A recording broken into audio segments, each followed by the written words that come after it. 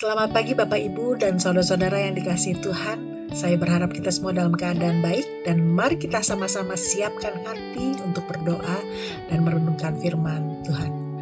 Tuhan Yesus yang baik, terima kasih buat hari yang baru yang Tuhan beri buat kami.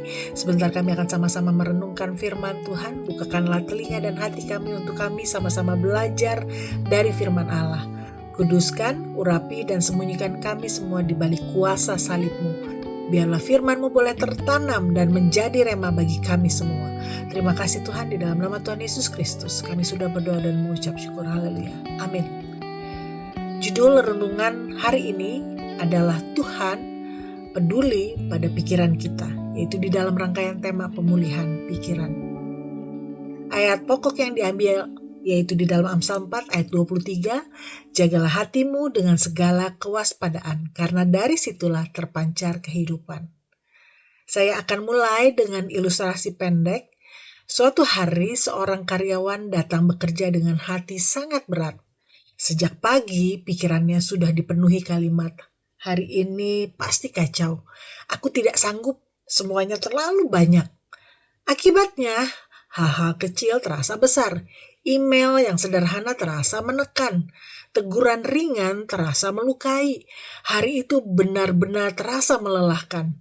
Bukannya karena pekerjaan yang berubah, tetapi karena pikirannya sudah lebih dahulu menyelah.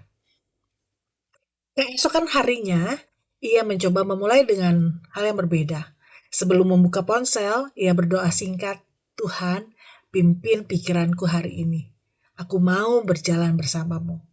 Pekerjaannya ternyata sama, tantangannya juga sama, tetapi hari itu terasa jauh lebih ringan. Mengapa? Karena pikirannya dijaga, bukan dibiarkan liar. Ia belajar satu hal, saat pikiran dipimpin Tuhan, hidup yang sama bisa dijalani dengan kekuatan yang berbeda. Jadi pembahasan renungan pada pagi hari ini, seringkali kita berpikir Tuhan hanya peduli pada tindakan kita. Padahal Alkitab menegaskan betapa Tuhan sangat peduli dengan apa yang ada di pikiran kita. Mengapa? Karena pikiran adalah pintu masuk bagi arah hidup kita. Apa yang kita izinkan tinggal di dalam pikiran akan membentuk perasaan, menentukan keputusan, dan akhirnya mengarahkan masa depan kita. Ketika pikiran dipenuhi kekhawatiran, kita hidup dalam ketakutan. Ketika pikiran dipenuhi luka, kita sulit melihat harapan. Ketika pikiran dipenuhi kelelahan, kita kehilangan kekuatan untuk melangkah. Namun, kabar baiknya, Tuhan rindu memulihkan pikiran kita. Di Roma 12 ayat 2 katakan, janganlah kamu menjadi serupa dengan dunia ini, tetapi berubahlah oleh pembaharuan budimu, sehingga kamu dapat membedakan manakah kehendak Allah. Dia tidak menolak pikiran yang penuh beban. Sebaliknya Tuhan mengundang kita datang kepada Tuhan supaya Dia dapat memperbaharui cara kita melihat hidup. Pemulihan Tuhan sering dimulai bukan dari perubahan keadaan, tetapi dari perubahan cara kita berpikir. Saat pikiran dijaga oleh firman, damai Tuhan mulai mengalir. Saat pikiran diarahkan kepada kebenaran, kekuatan yang baru muncul. Saat pikiran diserahkan kepada Tuhan, hidup kembali memiliki arah. Beberapa contoh praktis dalam kehidupan kita sehari-hari. Misalnya, saat bangun pagi hari dan langsung merasa cemas memikirkan pekerjaan, mari kita ubah dengan doa. Tuhan, hari ini ada di tangan-Mu. Aku berjalan bersamamu. Ketika menerima kritik, lalu pikiran berkata, aku gagal. Gantikanlah dengan kebenaran, aku sedang belajar. Tuhan masih bekerja dalam hidupku. Kalau kita lelah dan merasa tidak sanggup lagi, ambil waktu sejenak untuk berhenti dan menyerahkan beban kita kepada Tuhan. Ketika melihat keadaan yang belum berubah, latih pikiran untuk berkata, Tuhan sedang bekerja, meskipun hari ini aku belum melihat hasilnya. Penutup renungan hari ini saya summary dengan langkah praktis sebagai berikut. Yang pertama, mari sama-sama kita belajar mulai hari dengan membaca firman sebelum membaca hal lain. Yang kedua, saat pikiran negatif datang, berhenti sejenak dan ubah menjadi doa singkat.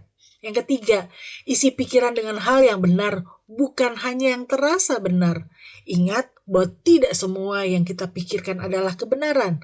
Firman Tuhanlah kebenaran. Jadi terakhir, pertanyaan perenungan pagi ini, pikiran apakah yang paling menguasai hari-hari kita? Apakah itu kekhawatiran, kekecewaan, ketakutan, atau kebenaran firman Tuhan? Demikian firman Tuhan renungan pada pagi hari ini. Mari kita sama-sama berdoa.